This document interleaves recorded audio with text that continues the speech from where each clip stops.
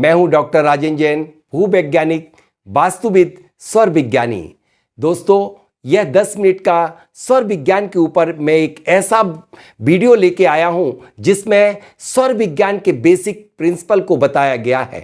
लोग बाग स्वर विज्ञान के सिद्धांतों को तोड़ फोड़ करके हमारे ही वीडियो में किसी एक व्यक्ति ने लिख दिया कि समस्त कार्य सुषुम्ना नाड़ी में करना चाहिए। समस्त संसार के यदि कोई भी कार्य सुषुम्ना नाड़ी में कर दिए जाते हैं तो समस्त कार्य फैल हो जाते हैं, बल्कि हमें आत्म ध्यान, आत्मचिंतन ही सिर्फ सुषुम्ना नाड़ी में करना चाहिए। इस वीडियो को आप शुरू से लेकर लास्ट तक देखेंगे तो आपको स्वर विज्ञान के सभी सिद्धांत आसानी से समझ में आ जाएंगे।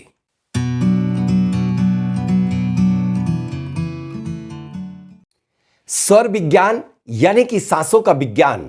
आपके नासिका छिद्र से निकली हुई वायु आपके प्रत्येक कदम का भविष्य बता सकती है।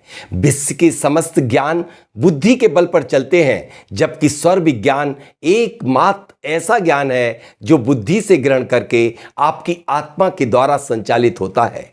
इस विज्ञान के माध्यम से कोई भी व्यक्ति संसार के हर कार्यों में सफलता हासिल कर सकता है। जहां पर सारी विद्याएं अपने घुटने टेक देती हैं, वहां पर यह विद्या ब्रह्मास्त्र के रूप में खड़ी होती है। इसके बल पर आप व्यापारिक सफलता, शैक्षणिक सफलता, राजनीतिक सफलता, यश, कीर्ति, नाम, फेम सब प्राप्त कर सकते हैं।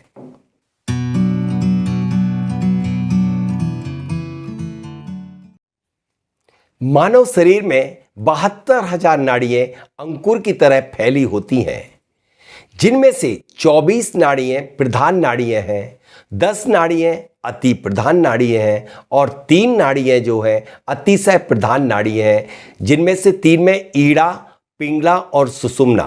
अब हम कैसे जाने कौन सी ईड़ा है, कौन सी पिंगला है? हम जानते हैं, जब बाईं नासिका छिद्र से वायु का वेग निकल रहा होता है तब हम उसे ईड़ा नाड़ी कहते हैं। उसका दूसरा नाम है चंद नाड़ी या बाई नाड़ी। जब दाहिने नासिका छिद्र से वायु का वेग निकल रहा होता है तो उसे कहते हैं सूर्य नाड़ी या पिंगला नाड़ी अथवा दाई नाड़ी। जब दोनों नासिका छिद्रों से समान वेग निकल रहा होता है उसे कहते हैं सुषुम्ना नाड़ी। लेकिन यहां पर एक बड़ा कंफ्यूजन होता है कि लोग ये नहीं समझ पाते कि कौन सी नाड़ी चल रही है। जिस नासिका छिद्र से 75% तक वायु का वेग निकलता है उसे स्वर कहते हैं। सूक्ष्म यदि दूसरे से निकल रहा है तो उसे ईड़ा और पिंगला नहीं कहेंगे। जिससे अधिकांश वायु का वेग हो उस नाड़ी को ही नाड़ी कहते हैं या स्वर कहते हैं।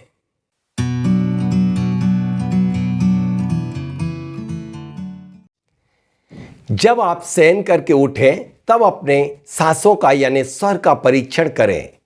यदि शुक्ल पक्ष है तो प्रथम 3 तिथियों में चंद स्वर, फिर इसके बाद 3 तिथियों में सूर्य, इसी तरह से कृष्ण पक्ष के प्रथम 3 तिथियों में सूर्य, फिर चंद, फिर सूर्य आना चाहिए। यदि आपका तिथि के अनुसार स्वर आता है तो आप उसी स्वर वाले पैर को जमीन पर सांस को आप अंदर खींच लें और आप शरीर के अंदर होल्ड कर लें। उसके साथ साथ आप अपनी इच्छा को भी रख लें और जमीन पर पैर तेजी के साथ रख दीजिए।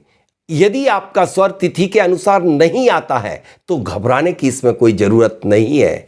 आप जो स्वर चल रहा है वही पैर आपको इसी तरह से सांस को खींच करके और जमीन पर रखना है। जिन व्यक्तियों का सूर्योदय के समय चंद और 12 बजे चंद और सूर्यास्त के समय सूर्य स्वर आता है वो व्यक्ति का दिन सफल ही नहीं और वह दीर्घजीवी होते हैं। कहा है हमारे आचार्यों ने कि दिन में चंद का समय काल ज़्यादा आना चाहिए, ज़्यादा समय तक चंद स्वर चलना चाहिए और रात्रि में सूर्य स्वर ज़्यादा चलने से व्यक्ति स्वस्थ और सफल होता है।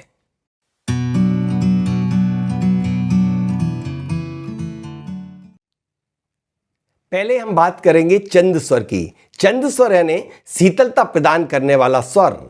इस स्वर के चलते में हमें क्या क्या कार्य करना चाहिए? जितने भी शांतिक, पौष्टिक, स्थिर कार्य हैं जैसे गृह आरंभ, गृह प्रवेश, व्यापार का शुभारंभ और विवाह करने से यह हमेशा विवाह सफल होता है। जितने भी पेय पदार्थ सेवन करना चाहिए वह चंद्र स्वर में, और पद को ग्रहण करना या शपथ लेना या परोपकारिता के कार्य चंद्र स्वर में किए जाते। अब मैं बात करूंगा सूर स्वर। सूर स्वर यानी सूरज के समान उग्र, और इस स्वर के चलते में हमारे शरीर में एंडोलिन नामक रसायन क्रिएट होता है जो हमारे लिए ऊर्जा देता है। उसके कारण हम मेहनती सारे कार्य कर सकते हैं, उसमें चर कार्य किए जाते हैं और उग्र कार्य किए जाते हैं।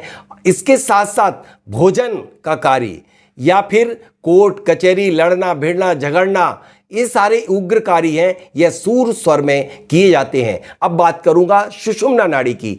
दोनों नासिका छिद्र से जब वायु निकलती है उसे सुषुम्ना नाड़ी कहते हैं। इसमें सिर्फ कोई भी कार्य नहीं किया जाता आत्मचिंतन प्रभु स्तवन के अलावा। यदि कोई भी कार्य कर दिया जाए सांसारिक तो वह सब फेल हो जाते हैं। चाहे आप यात्रा को जाएं तो एक्सीडेंट, अथवा व्यापार करें तो व्यापार ठप, विवाह कर दें तो तलाक की संभावना हो सकती है। इसलिए आप कोई भी मांगलिक कार्य ना करें वरना अमंगल में परिवर्तित हो जाएंगे। कई लोग कहते हैं कि मेरा सुषुम्ना स्वर 2 घंटे दोनों नासिका छिद्र से वायु निकलती है। या तो वह स्वर का परीक्षण करना नहीं जानते, अथवा यदि उनका 2 घंटे चल रहा है तो निश्चित रूप से उनकी कोई बहुत जल्दी अशुभ घटना घटित होने वाली है। क्योंकि जब सुषुम्ना नाड़ी चलती है तो आपकी कोई अप्रिय घटना होने के पूर्व चलती है। मैं शॉर्ट में कहना चाहूँगा कि कभी भी जब सुषुम्ना नाड़ी चले तो संसार के कोई भी कार्य मत करें, क्योंकि इसका समय काल 2 या 3 मिनट होता है।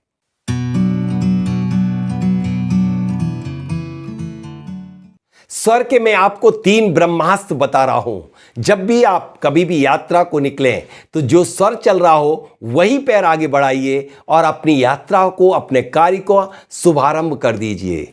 जब कभी दूसरा ब्रह्मास्त्र, जब कभी भी आप किसी से मीटिंग करना हो, अथवा किसी से कोई वस्तु खरीदना हो, अथवा किसी को अपनी बात मनवाना हो, तो हमेशा ही उस व्यक्ति को अपने से भरे स्वर में रखिए। भरे स्वर का यहां पर अभिप्राय है जैसे कि आपका राइट स्वर चल रहा है तो जब उस व्यक्ति से बात करेंगे तो उस व्यक्ति को हमेशा राइट साइड अपने रख करके बात प्रारंभ करेंगे तो निश्चित वह आपकी बात मानेगा, आपका कार्य कर देगा और आपका हर कार्य सफल हो जाएगा। तीसरा ब्रह्मास्त्र जो स्वर का सबसे बड़ा जादू है वह है स्वर सगुण। शायद आपने पहली बार नाम सुना होगा। इसका अभिप्राय है सांस को रोक करके कार्य का शुभारंभ करना। जैसे किसी भी शपथ पत्र या किसी पेपर पे आपको साइन करना हो या कोई भी यात्रा प्रारंभ करना, कोई भी काम करना हो तो आप सांस को रोक लीजिए और साइन कर दीजिए, या सांस को रोक करके आप गृह आरंभ, गृह प्रवेश करिए। कोई भी काम करेंगे तो आपका वह सफल होगा। इसका मैं एक ज्वलंत उदाहरण देता हूं, आप खुद अपना प्रैक्टिकल करके देखेंगे। यदि आप सगुण में एक दीपक प्रज्वलित कीजिए, यानी सगुण से अभिप्राय सांस को रोक लीजिए, जब तक दीपक ना जले तब तक सांस को मत छोड़िए।